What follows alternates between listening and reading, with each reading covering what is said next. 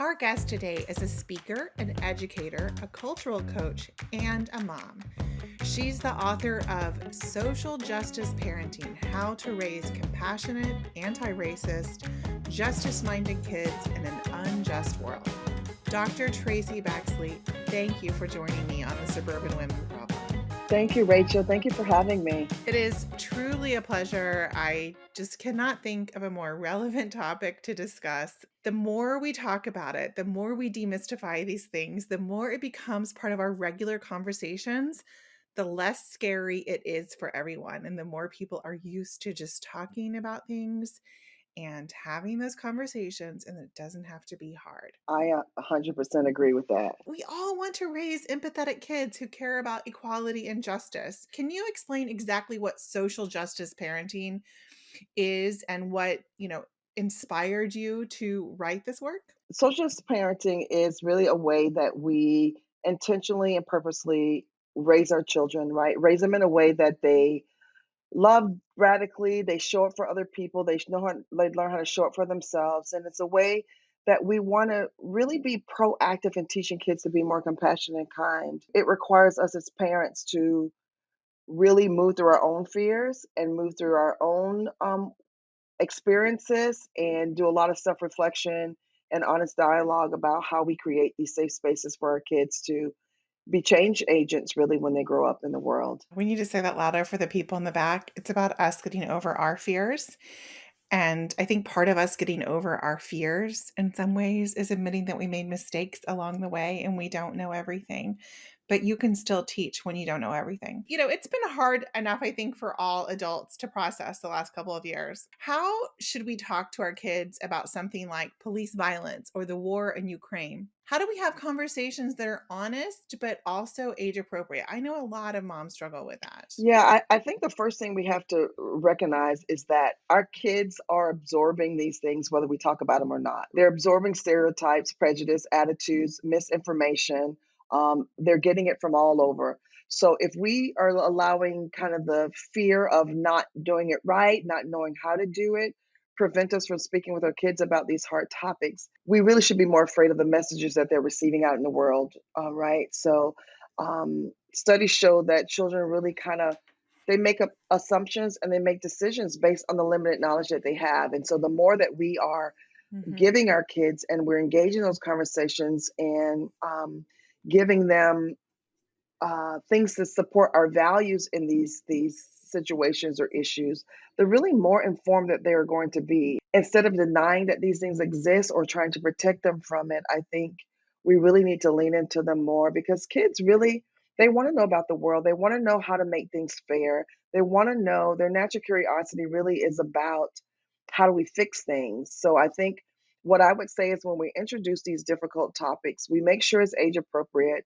We try to connect it to something that's familiar or relatable in the context so they can better understand it. And I think it's always important to follow up on it. We always want to ask kids open-ended questions like, "Can you tell me more? What do you think about that? Tell me what you know. Where did you learn that from?"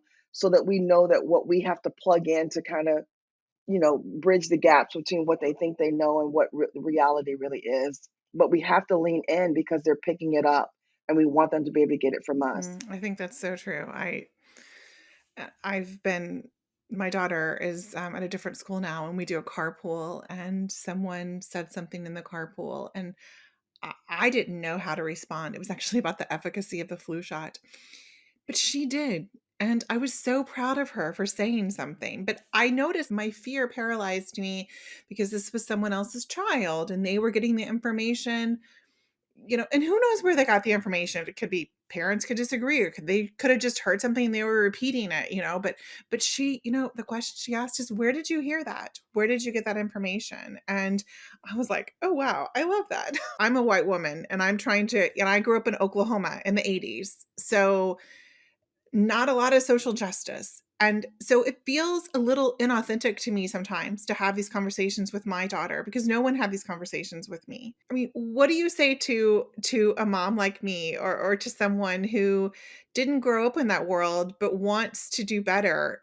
Because my daughter has asked me, things, and I have to be honest and say, no, I didn't always advocate for my Black friends. Those were not conversations that we had. Yeah, I think the first thing is to give yourself grace, right? And to recognize that it's a journey, right? It's not a linear path. Our entry points are as diverse as we are. And I think the first thing you really have to do is thinking about going back to that idea of self-reflection. So you really need to know where your own experiences are and how they have impacted the way that you parent and the way that you're navigating the world. And I think a lot of parents, especially white parents, they didn't talk about race in their homes, and they're trying to start that now.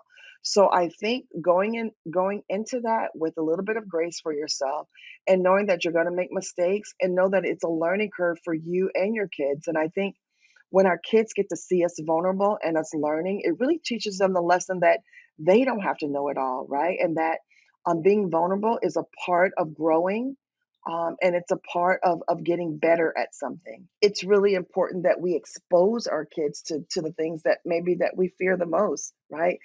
It could be the simple things, the low hanging fruit, like reading and discussing children's literature with your kids, talking about differences in your own family, talking about what's fair and unfair in the world. So I think there's a lot of ways that we can start, but I think where you start is there's never a wrong place to start because we are in different places in our journey. But I think the not starting is the only way to get it wrong. So I think creating the safe spaces where our kids can have those conversations is really important. I love that. Not starting is the only way that you do it wrong.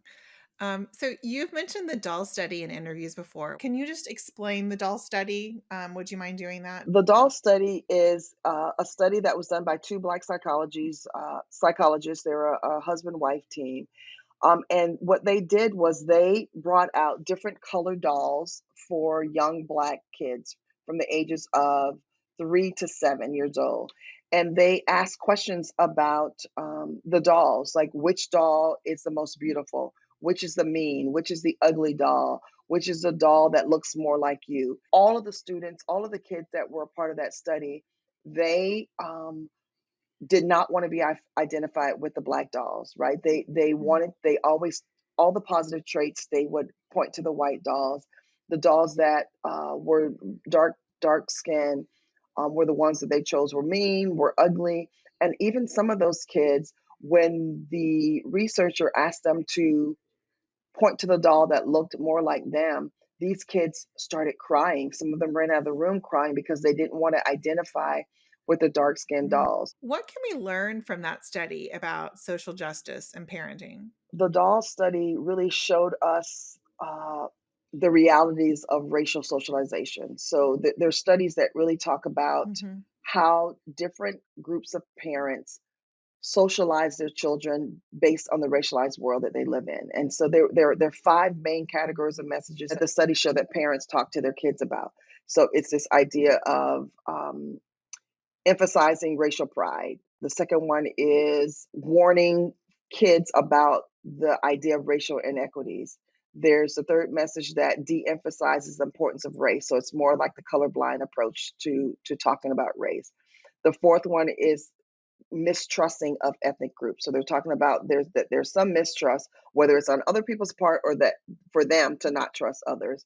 And then the fifth one is that parents are not talking about race and racial issues at all. When you're looking at the doll studies, you can pick, the one or the two of these things that really are a part of how these kids have been socialized around race issues. And so I think we should think about how we are socializing our kids around race. We need to be clear about the messages that's sending our kids, and that the silence of it is also sending a message. It's also teaching our kids, and so I think the doll study shows us that the more we talk about it, and the more that we really show the importance of Black excellence in the world and not seeing Blacks as something that's just negative, right? To counter some of those messages, we lean into that a little bit and we teach our values of about inclusion, acceptance, celebration, and equity in the world.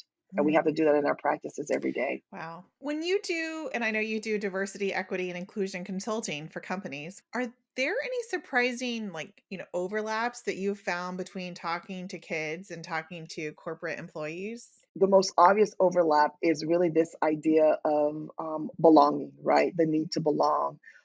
This idea of a sense of belonging really is people want to feel accepted and valued, and that's, when you look at it from a racial, when you look at it from any identity, right? And in the workplace, the adults and children want to be their authentic selves. They want to be heard. They want to be understood.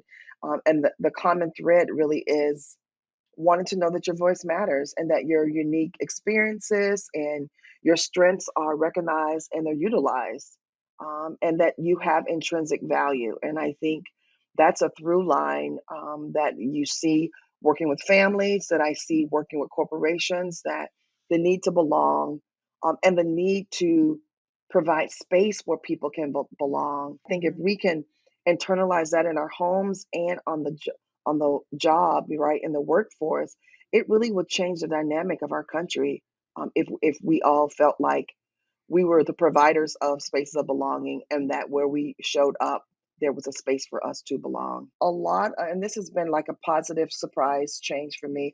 A lot of the corporations and organizations are not just hiring me to do DEI work, but they're really hiring me to do social justice parenting work with their employees. So it's been really nice to be able to do anti-racist parenting and social justice parenting with groups of people in the workplace. Employers are really seeing the need to embrace the whole person, and that includes them being mhm, parents. mhm. Well, before we go, we would like to do some rapid fire questions. Hopefully, they're easier. Are you ready? I'm ready. Okay. Well, this first one's very easy. What is your favorite comfort food? I would say generally it's French fries, but I also like lean real hard into my macaroni and cheese. What was your dream job when you were a kid? I always thought I would be a pediatrician. We still work with children, so I can't see do. what too far Yes. off. Yeah. Yeah. Exactly. What's one thing you always have in your purse? If it's my small purse, I would say my chapstick. If it's my big purse, it's always something to read. What is your favorite place to take your kids on a family vacation? We normally try not to do things more than once, but we do love New York Mm. City, so we've done that a couple times. And generally, it's any place out in nature. It's our happy place. What is a great book about social justice that we can read to our children? I think right now, I've read a few times lately that I'm enjoying is Amanda Gorman's new book, Change Sings, a children's anthem. It's a beautiful book that I think, yeah, that can be read several times with parents and kids having conversations around it. We have that book. It is an excellent book, and she's just incredible. So, She is. I She I really love is. yes, and so all of that is really great, especially because I have a daughter. So, I feel like it's just so powerful. Her voice is powerful. All right, that is the end of our rapid fire questions. Where can people go to find out more about you and your work? I think the best place to follow and to be a part of what I call the social justice parenting village is on Instagram at social justice parenting, or you can learn more about some of my offerings and a little bit more about me on my website, which is socialjusticeparenting.com. It has been great talking to you, Tracy. Thank you so much for stopping by the Suburban Women Problem. Thank you for having me.